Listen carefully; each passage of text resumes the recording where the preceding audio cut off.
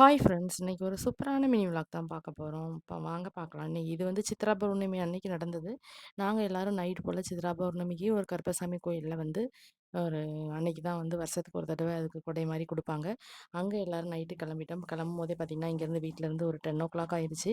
கிளம்பும்போதே உன் பிள்ளைங்க கொஞ்சம் தூக்கம் வர மாரி இருந்துச்சு. ஆனா வேனுக்குள்ள போனோனயும் நல்லா குத்து சாங்ஸ்லாம் போட்டு செம என்ஜாய் பண்ணிட்டாங்க. போகும்போது பார்த்தீங்கன்னா, தூக்கம் வராம இருக்கிறதுக்காக ஒரு டீ ஷாப்ல ஐயங்கார் டீ ஷாப்ல வந்து நிப்பாட்டி எல்லாருமே யார் யாருக்கு என்னென்ன வேணுமோ வாங்கி குடிச்சுக்கிட்டோம். காஃபி, டீ, கூல் ட்ரிங்க்ஸ்னு பிள்ளைங்க அவங்கவங்க பாட்டுக்கு என்னத்தென்னமோ வாங்கி குடிச்சுக்கிட்டாங்க.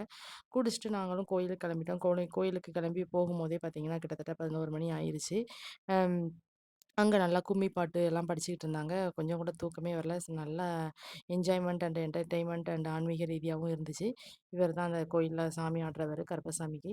பார்த்தீங்கன்னா, வித்தியாசமா ஆடுனாரு. கிட்டத்தட்ட ஒரு 2:30, 3 மணி வரைக்குமே இது நடந்துச்சு. ஒவ்வொரு வேஷமா போட்டு ஆடிட்டுருக்காரு.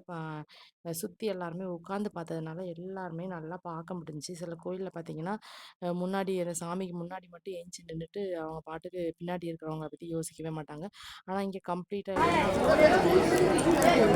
தட்டி மாரி போட்டுட்டாங்க. அதனால எல்லாருமே நல்லா பார்த்து என்ஜாய் பண்ணிட்டு, அங்க கொஞ்சம் ஸ்டில்ஸும் எடுத்துக்கிட்டோம். இது என்னோட தம்பி. தம்பி கூடயும் அக்கா, தங்கச்சி கூடயும் ஸ்டில்ஸ் எடுத்துட்டு அப்படியே கிளம்பி வந்துட்டோம். எங்க சேனல் உங்களுக்கு பிடிச்சிருந்துச்சுன்னா, மறக்காம சேனல சப்ஸ்கிரைப் பண்ணுங்க.